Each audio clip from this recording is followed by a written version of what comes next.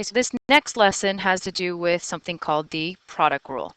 Up until now, you'll notice most of the functions were kind of like individual pieces that could stand alone and you could work it out.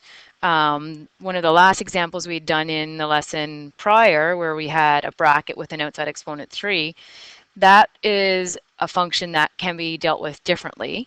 The product rule is something that's going to help us be able to manipulate functions like that.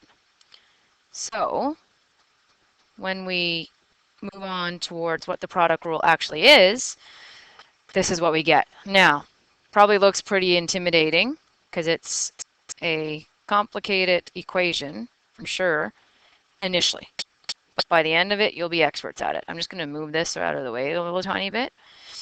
So basically, we're going to use the product rule when we have two functions that are being multiplied together to create a single function. So often if you have two brackets or a root and a bracket, that kind of thing. So each of these pieces on their own are going to have derivatives that exist. Now what the product rule is telling us is that the first derivative, the way that it's read, is the derivative of the first, so that's why there's a f prime here, times the second function, plus the second function times the derivative of the first. Or using Leibniz notation, so you'll notice we have the second part of the function, which is the g of x, multiplied by the derivative of the first, plus the first function times the derivative of the second. Had I been here in class while we were doing this lesson, I would have played a song for you. But if you want to find a song, Google product rule song, and there are lots out there to help you remember. But having said that, the best way that we can learn how to do this is to actually see some examples done. All right, so as we see here, we have a function that's composite. So we have two different brackets. We could FOIL this out and then just use our simple power rule. However, there are functions where it's going to be much more efficient to not do that. So let's go ahead and execute the product rule here. So a derivative. So I'm going to change my notation. So p prime of x. I'm actually going to use the Leibniz here. So I'm going to take the second, and then it's telling me I need to find the derivative of that first bracket with respect to x, plus. Then I have the first function, making sure that we're keeping everything in brackets, times the derivative of the second,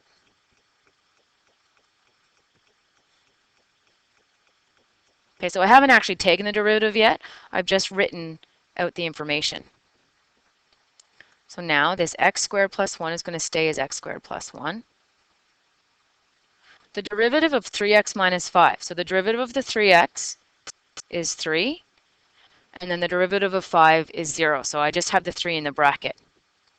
Plus 3x minus 5 stays unchanged. The derivative of x squared plus 1. So the derivative of x squared is 2x, and the derivative of 1 is 0. So this is what I have. Now I'm going to expand this. So I get 3x squared plus 3 plus 6x squared minus 10x. Now I can combine some like terms here. So I get 9x squared minus 10x plus 3 is my final answer. Now this question, it's arguable whether or not it would be more efficient to expand it and get the derivative. In the end, for a question like this, unless it states using the product rule, it doesn't matter which method you use. All right, now our next equation here, I've forgotten my y notation.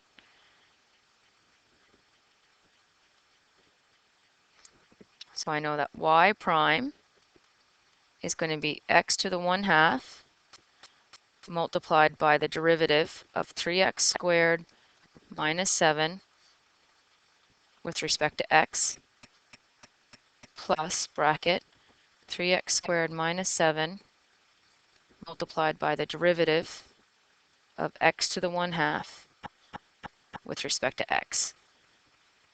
Now I keep saying with respect to x. Later on, if you continue on with calculus, you're going to be able to do the derivatives when there's multiple variables. And that whole respect to tells us which variable we're working with. But in this case, we only have one. So x to the half doesn't change. The derivative of 3x squared minus 7 is 6x. Then I'm going to have plus 3x squared minus 7 multiplied by the derivative of x to the half is 1/2 times x to the negative 1/2.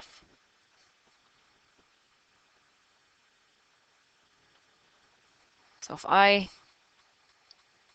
expand this, this becomes 6x to the power of 3 over 2, because I can add the exponents, plus 3 over 2 x to the power of 3 over 2 minus 7 over 2 x to the negative 1/2.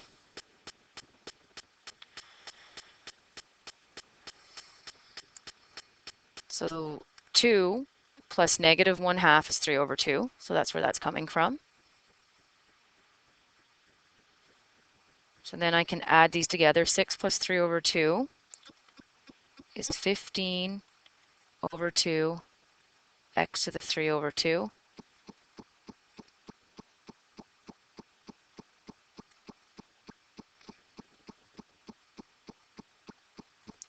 minus 7 over 2 x to the half. Now, you can leave it like this, or it may be written differently in your textbook, because sometimes what they will do is they'll have that 15 over 2 x to the 3 over 2 minus 7 over 2 x to the negative 1/2. We can factor out x to the negative 1/2. Then we're left with 15 over 2 x to the power of 2 minus 7 over 2. At this point, it doesn't really matter which format you choose to use, as long as it's simplified as much as you can. So then technically right here, you could have factored out more. So we could have had 15x squared minus 7 over 2x to the 1/2. Again, either one of these solutions are perfectly fine. Okay, so here our wonderful question. Determine the equation of the tangent to the curve at x equals 2. The first thing I'm going to do is substitute in y to find y. So I'm going to have 2 squared minus 1 multiplied by 2 squared minus 2 multiplied by 2 plus 1.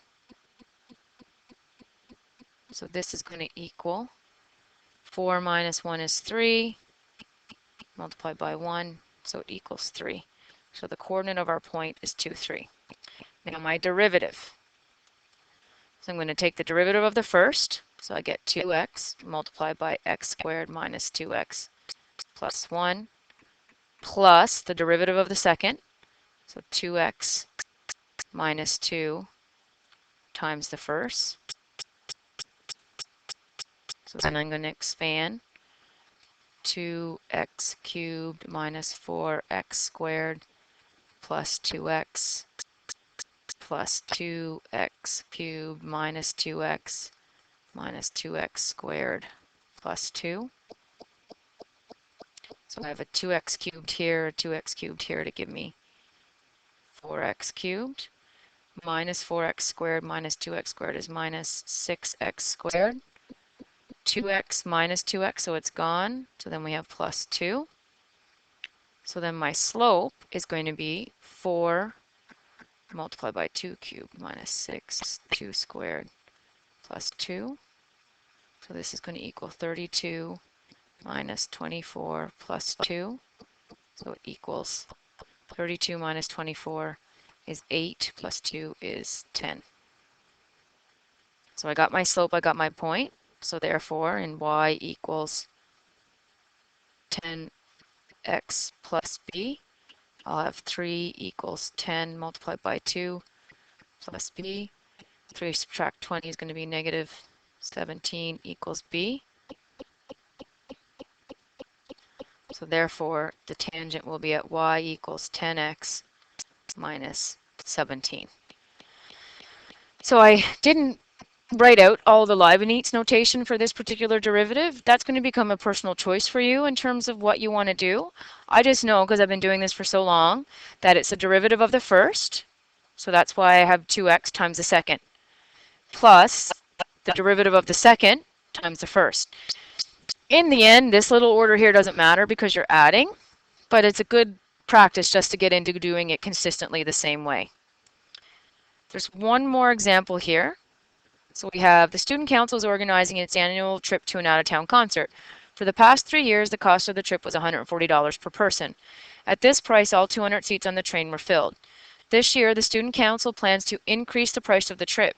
Based on a student survey, the council estimates that for every $10 increase in price, 5 fewer students will attend.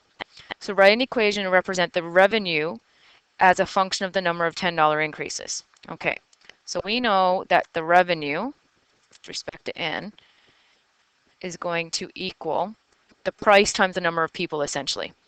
So the price is $140. They're increasing it, so I'm going to add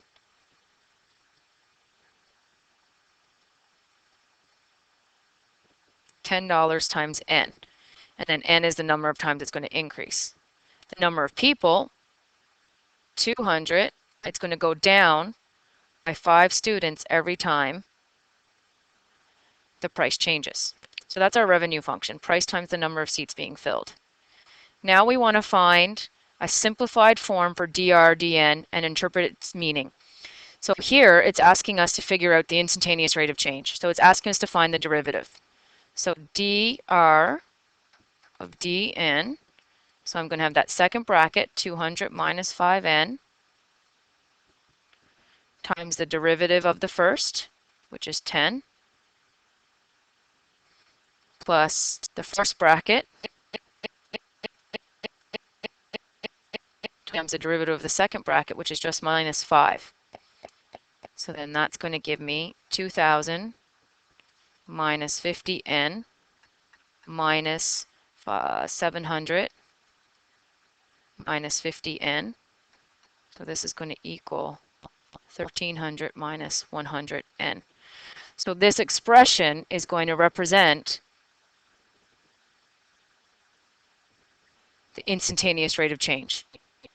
Okay, so it's going to tell us what the actual change is at a particular number of price increases. In part C, what is the rate of change in revenue when the price of the trip is 200? So if the price, we know that the price is equal to 140 plus 10n. So we need to figure out what n is. So 200 is equal to 140 plus 10n. 60 equals 10n. 6 is equal to n. So therefore, dr dn will be 1,300 minus 100 times 6. So 1,300 minus, so it will be 700. So the rate of change at that particular price will be a $700 change. So hopefully the product rule is going to become clear to you. I know there's lots of little steps, but once you wrap your head around it, it's very much a formula that you're going to use, where you're taking the derivative of one bracket multiplied by the original times the derivative of the second bracket times the other part of the function you haven't used yet. So I will be back on Monday and we'll take up all the questions from section 2.2 and 2.3. Have a good weekend.